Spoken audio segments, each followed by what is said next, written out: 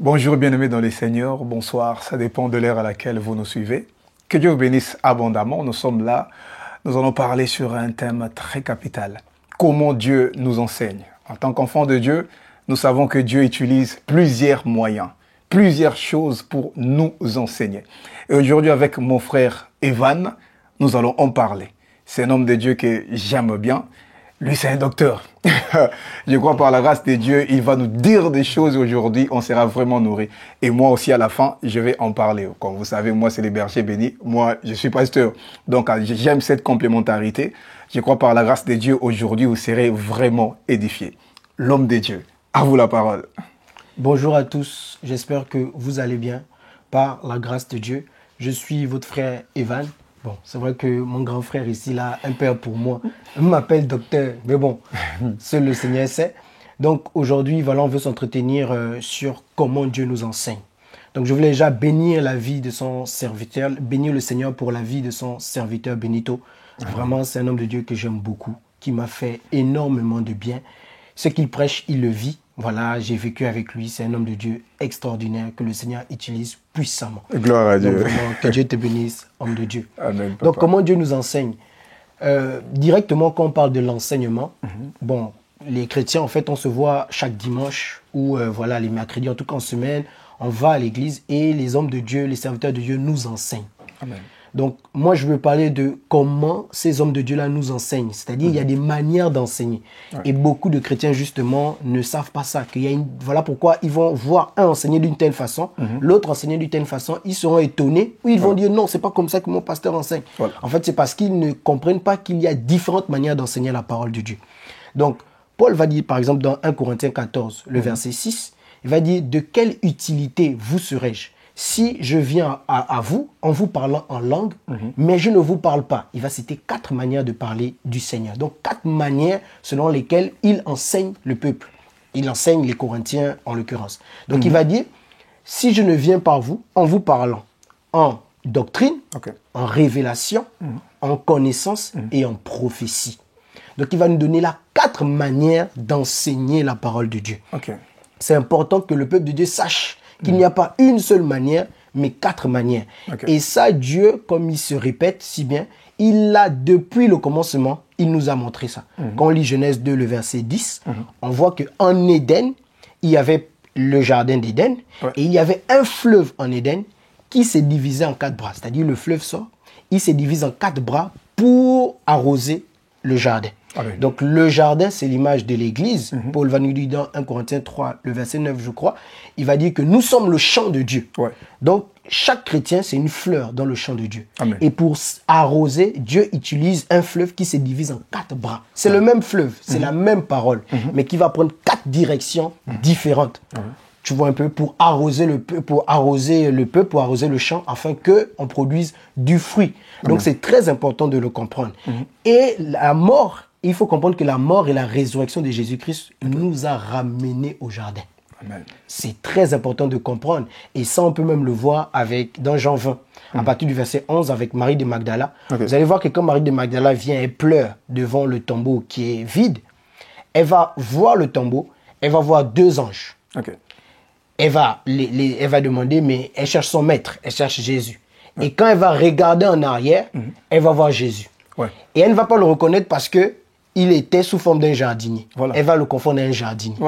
Donc tu vois que après la résurrection de Jésus, Marie de Magdala s'est trouvée au milieu de 2 anges. Souviens-toi que dans le jardin d'Éden, le Seigneur avait mis les anges pour qu'Adam ne rentre pas. Et elle va regarder derrière, elle va maintenant voir Jésus comme un jardinier. Donc en vérité, le Seigneur est en train de nous montrer qu'après la mort et la résurrection, c'est le retour dans le jardin. Tu vois, c'est très important de le comprendre. Donc ces 4 manières-là sont utiles pour nous. Paul dit bien de quelle utilité. Donc c'est utile d'enseigner la parole de ces 4 façons-là. Et je peux donner vite fait quelques exemples. On voit déjà par exemple Jacob. Par exemple, vous allez remarquer que Jacob, pour fonder les 12 tribus d'Israël, il a eu besoin de 4 femmes. Rachel, Léa, Zilpa et Orpa. Tu vois un peu, Dieu a toujours eu ce langage-là.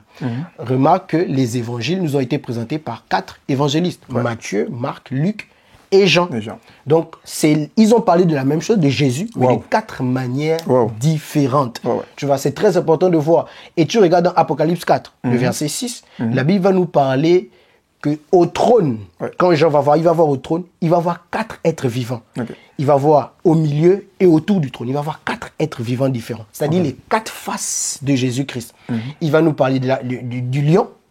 Il va nous parler de l'aigle. Il va nous parler de l'homme. Il va nous parler du bœuf. Quand tu regardes bien l'évangile de Matthieu, Matthieu présente Jésus comme quoi? Comme le lion, le roi. Voilà pourquoi il commence fils de David. Voilà. Tu vois un peu. Parce que le fils de David, selon la prophétie de 1 Samuel 7, je crois, le fils de David doit être roi. Et c'est Jésus-Christ dont il s'agit là. Tu regardes encore après Marc. Marc présente Jésus comme le bœuf, le serviteur. Voilà pourquoi dans l'évangile de Marc, tu vas remarquer qu'on dit beaucoup aussitôt. C'est le serviteur, il est dans le service. Tu vois. Pareil dans l'évangile de Luc. Luc nous présente Jésus comme l'homme. Voilà, même dans la généalogie, il commence par Adam. Tu vois. Donc, il nous présente Jésus comme l'homme. Et quand tu vois Jean nous présente Jésus comme le Fils de Dieu. Tu vois un peu. Donc, comme l'aigle. Tu vois. Donc, la 4e face là-bas. L'aigle, c'est-à-dire, c'est un animal céleste. Et c'est ce que Jean nous présente. Jésus-Christ, il dit bien, au commencement était la parole. Il présente Jésus comme le Dieu véritable. Donc, vraiment, il faut remarquer qu'il y a vraiment 4 manières différentes d'enseigner la parole de Dieu. Et je termine en disant que le Seigneur, même pour nous délivrer, a manifesté ces 4 facettes-là. Quand tu regardes, déjà, on prend dans l'ombre le peuple d'Israël. Quand Dieu vient délivrer le peuple d'Israël, regarde, il utilise les 4 faces. Il vient, il dit à Moïse, j'ai vu les souffrances de mon peuple, j'ai entendu les cris, je suis descendu. Là, il est comme un homme qui a des sentiments, qui voit. Après, il va dire à Moïse, je te fais Dieu pour Pharaon. Va lui dire, fais sortir mon peuple. Là, il est roi. C'est-à-dire qu'il ordonne. Tu vois un peu. Mais là, le caractère de roi ne va pas faire fléchir Pharaon. Mais qu'est-ce qu'il va maintenant faire? Il va tuer un agneau. Et là, Dieu devient comme serviteur. Et c'est le Dieu comme serviteur qui va faire sortir le peuple d'Israël. Et quand il traverse la mer Rouge, il va dire au peuple d'Israël, je vous ai porté sur des ailes d'aigle. Donc là, il est comme un aigle. Tu vois bien que l'homme, le bœuf, l'aigle et le lion, les 4 faces étaient présentes. Et c'est ce que Paul nous dit dans Philippiens 2, le verset 5. Il n'a pas regardé comme une proie arrachée son égalité avec le Père. Donc Christ n'a pas regardé comme une proie arrachée le fait d'être égal à Dieu. Donc le fait d'être roi. Donc là, il est comme roi. Après, il dit quoi? Il s'est fait serviteur. Donc Jésus est devenu serviteur, le bœuf. Tu vois, parce que le bœuf, c'est l'image du serviteur. Paul lui-même le dit. Ne muselle pas le bœuf quand il foule le grain. C'est-à-dire le bœuf, c'est ceux qui sont au service. Parce qu'à l'époque, le bœuf foulait le grain, voilà, dans le champ d'Israël. Donc tu vois, et il dit, il s'est fait serviteur. Et après, il va dire, il s'est fait homme. Tu vois, Philippiens 2, le verset 5. Paul est en train de donner les 4 faces là ici. Tu vois un peu. Après, il s'est rendu obéissant jusqu'à la mort de la croix. Et il termine en disant, et c'est ainsi que Dieu l'a souverainement élevé, l'aigle. Tu vois un peu. Donc, même Dieu, pour sauver le peuple d'Israël, comme pour nous sauver, il a manifesté ces 4 facettes-là. Et c'est ce que le peuple de Dieu doit comprendre pour ne pas commencer à faire des guerres. Oh, mais lui, il prêche comme ça, lui, il prêche... Non, il y a 4 manières différentes d'annoncer le Christ. Que Dieu vous bénisse. Gloire à Dieu. Je crois qu'aujourd'hui, on a vraiment été nourris. L'homme de Dieu, lui, c'est le docteur. Lui, il a le mystère doctoral. Vous sentez la profondeur. C'est très profondissime. Que Dieu vous bénisse abondamment. Il nous a expliqué. En tout cas, il n'y a même pas de commentaires. Donc, il ne faut pas dire que non, voilà, l'autre pasteur prêche de telle manière, nous, notre pasteur prêche de telle manière, parce qu'on est différents. Chacun de nous prêche selon la mesure de grâce que Dieu lui a accordée. Il a expliqué en long et en large. Et il y a aussi certaines personnes qui se posent la question maintenant, moi, je ne suis pas pasteur, mais Dieu aussi parfois m'enseigne personnellement. Et comment Dieu m'enseigne, moi, personnellement? En tout cas, je vais compléter un peu l'homme de Dieu dans cette facette-là. En tant qu'enfant de Dieu, tu dois savoir que toi aussi, Dieu t'enseigne. Et pour que Dieu puisse t'enseigner, il y a plusieurs manières, mais ici, je vais parler de 2 manières. Je vais parler des logos et je vais parler aussi des rémas. Lorsque nous lisons, par exemple, dès Timothée chapitre 3, le verset 16. La Bible nous dit, toute écriture est inspirée de Dieu et utile pour enseigner, pour convaincre, pour corriger, pour instruire dans la justice. On comprend ici que toute écriture de Dieu est inspirée. Toute écriture est inspirée de Dieu d'abord pour enseigner. On comprend par là que Dieu nous enseigne par sa parole écrite. C'est ce que nous appelons logos. Logos, c'est logique. Logos, c'est la science. Ce qui est écrit. Et lorsque toi, tu deviens enfant de Dieu, la première manière par laquelle Dieu va t'enseigner, c'est par sa parole. Donc, tu ne peux pas être un chrétien qui ne lit pas la Bible.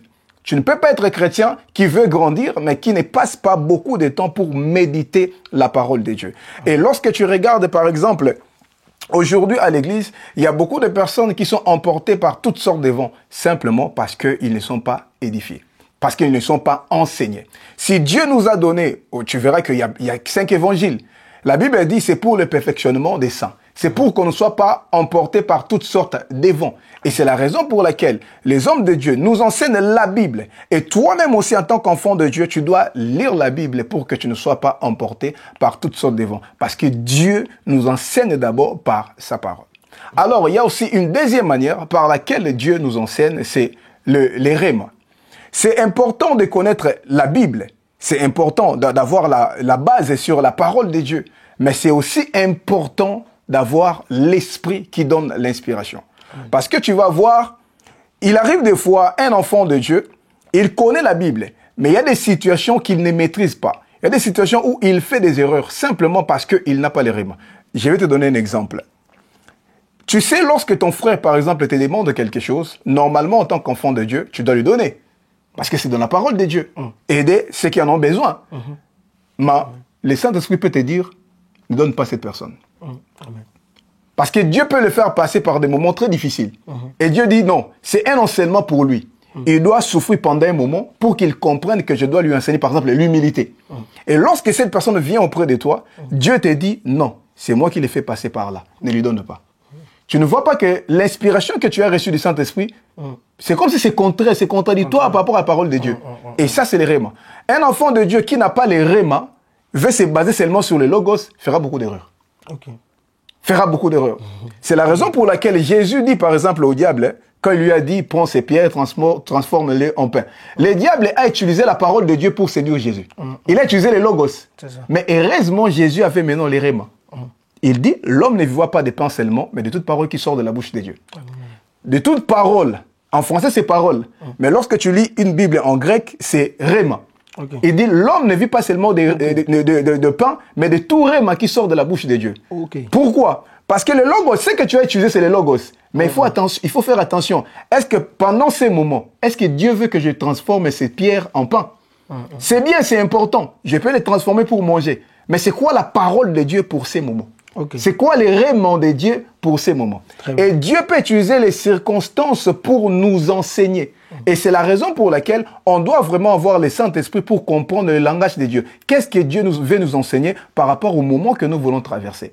Il arrive des moments, toi tu traverses des moments difficiles. Pour toi, c'est un moment difficile. Alors que lorsque tu entres dans le rhéma de Dieu, tu comprends que c'est un enseignement pour toi. Le Saint-Esprit peut te dire que non, voilà, c'est un moment difficile, mais fais attention. Je te fais passer par là parce que c'est important pour ta destinée. Comme j'aime le dire, les moments difficiles de la vie, parfois ce sont les moments importants de notre destinée. Lorsque tu demandes à Joseph, c'est quoi les mauvais moments de ta vie? Il te dira sûrement, c'est la maison de Potiphar. Mes frères m'ont vendu comme un esclave. J'ai beaucoup galéré, mes propres frères. Et j'ai été accusé faussement par la femme de Potiphar. J'étais en prison, c'était un moment très difficile. Mais le même Joseph, si tu lui poses aussi la question, quel est le moment important de ta destinée? Il te dira, la maison de Potiphar. Parce que là, j'ai appris énormément de choses. Moi, je viens chez moi, chez mon père Jacob. Je n'avais pas tous les potentiels et toutes les capacités pour diriger un pays comme l'Égypte. Il fallait que je passe d'abord dans la maison de Potiphar pour apprendre les choses sur les hommes élevés en dignité. Dans la maison de Potiphar, c'était un enseignement pour moi. Et le deuxième endroit pour ma destinée, c'est aussi la prison. Parce que là, Dieu m'a fait grâce, j'ai rencontré les chansons du roi qui m'a amené, qui m'a ouvert les portes du palais royal. On comprend que si on n'a pas les rhémas de Dieu, on peut faire beaucoup d'erreurs. Bien qu'on est enfant de Dieu, on maîtrise la Bible, on est enseigné par la parole de Dieu, mais on n'a pas les rhémas de Dieu. Et ça, c'est très très important. En tant qu'enfant de Dieu, tu dois avoir le Saint-Esprit. En tant qu'enfant de Dieu, tu dois développer ton intimité avec le Saint-Esprit parce que le Saint-Esprit nous enseigne par plusieurs manières. C'est ça que Jésus dit. Lorsque le Saint-Esprit viendra, lui-même, il vous enseignera. Lui-même, il vous rappellera toutes choses. Parce que tu peux oublier. Dieu peut t'enseigner, tu peux lire la Bible, tu peux oublier. Mais il y a des situations où tu traverses, le Saint-Esprit te donne simplement un passage. Il te dit, va lire. Tu lis ces passages, tu comprends, par rapport à ma situation, c'est exactement ce que Dieu veut de moi. Et c'est la raison pour laquelle tu dois très bien maîtriser la parole de Dieu, mais aussi développer ton intimité avec le Saint-Esprit, parce que le Saint-Esprit enseigne mieux que les prophètes, mieux que les pasteurs, mieux que les docteurs. Que Dieu vous bénisse abondamment. Amen, amen. Et je crois par la grâce de Dieu, ça c'est notre première édition. On va continuer encore les éditions avec mon frère. Moi, je l'appelle le docteur. Moi, je l'appelle le docteur parce qu'on a besoin de ces profondeurs-là. Parce que vous avez compris, on est complémentaires. Lui, c'est un docteur. Moi, je suis un pasteur. Donc, cette complémentarité nous aide vraiment à très bien comprendre la parole de Dieu. L'homme de Dieu, je ne sais pas si tu as quelque chose à dire pour finir notre enseignement. Non, très, très édifié. En tout cas, j'ai été édifié. Voilà, parce que le Seigneur nous a enseigné aujourd'hui. J'espère que vous aussi, vous serez édifiés. Vraiment, c'est vraiment pour que chacun grandisse. Là, le Seigneur nous a arrosés, vous et nous, afin qu'on produise du fruit. Amen. Que le Seigneur vous bénisse. Que le Seigneur vous bénisse. On se voit à la prochaine vidéo et au prochain enseignement. Amen, amen.